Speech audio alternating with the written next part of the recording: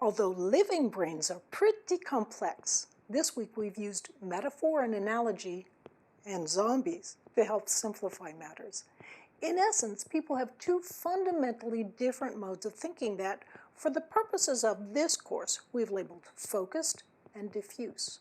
We used a simple pinball analogy to help us understand the differences between the modes.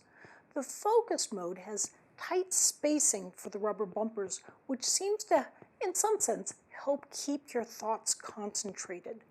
The diffuse mode, on the other hand, has more widely spaced bumpers that allow for more broad-ranging ways of thinking. The focused mode is centered more in the prefrontal cortex, and it often seems to involve thinking about things you're somewhat familiar with. For example, if you're familiar with multiplication and you're trying to solve a multiplication problem, or you're trying to find a word that rhymes with another word, you're probably stepping along the somewhat familiar pathways of the focused mode. But if you're trying to solve or figure out something new, it often cries out for the more broad-ranging perspectives of the diffuse mode. This mode, as it turns out, is representative of the brain's mini neural resting states. Creative thinkers throughout history, whatever their discipline, have found ways to access the diffuse mode, often more directly and quickly.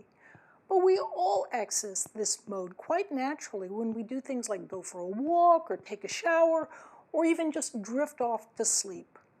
When we find ourselves stuck on a problem, or even if we're unsure of a situation in the course of living our daily life, it's often a good idea, once you've focused directly on the situation, to let things settle back and take a bit more time.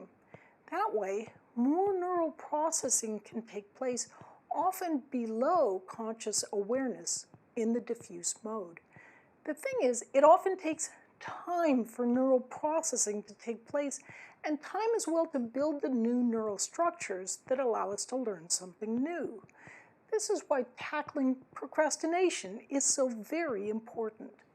The easiest way to tackle procrastination is to use the Pomodoro technique, that brief 25-minute stretch of focused concentration followed by a bit of mental relaxation.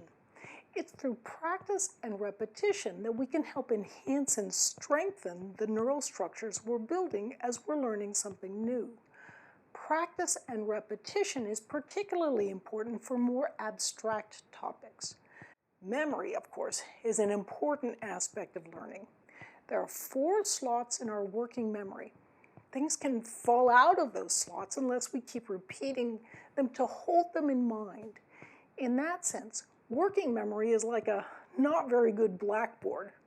Long-term memory, on the other hand, is like a storage warehouse.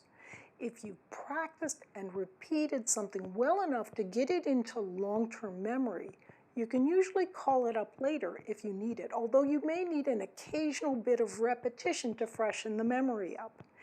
It's never a good idea to cram your learning by repeating things many times all in one day, because that's like trying to build muscle by lifting weights all in one day. There's no time for solid structures to grow. We've also learned of the importance of sleep in washing away the toxins that develop during our day's activities. You want to avoid taking tests or doing anything difficult with little sleep the night before, because it's like trying to think with poison on the brain.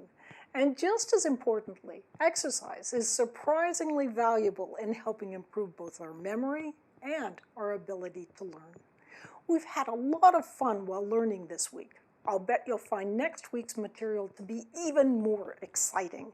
I'm Barbara Oakley. Thanks for learning how to learn.